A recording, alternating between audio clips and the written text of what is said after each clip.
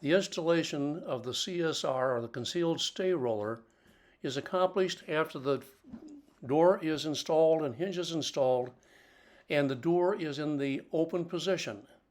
You will then unfold the two center panels, usually panels 5 and 6, on either side, and lock that panel at the top. Then mark the center line of the bottom rail on the floor and approximately 2 to 3 inches towards the center, mark a line, and that is where the first concealed stay roller will go, same on the other side.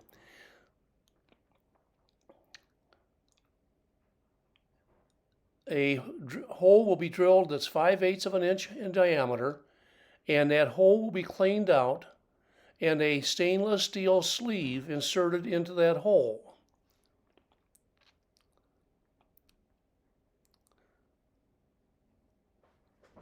Once the drilling is complete, at the first two concealed stay rollers, if you draw a chalk line between those two holes, and the remaining concealed stay rollers will be based on that line. There's one concealed stay roller per panel, except the two outboard panels, panels 1 and 2, will have a top and bottom lock and not a concealed stay roller.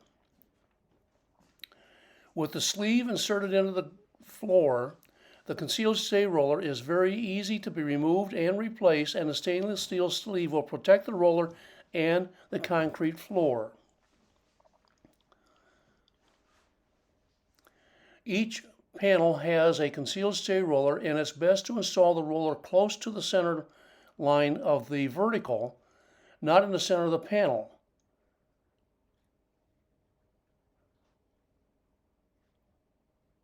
In the center of the opening, you want the concealed stay roller at least 1 foot away from the center line of the gear. After installed, it's not correct to have the roller on the outside or fully on the inside of the door panel. This does not secure the door at all. The rollers must be captured by the bottom rail of the door and completely inside the bottom rail. This is a correct operation shown with the roller captured by the door panel.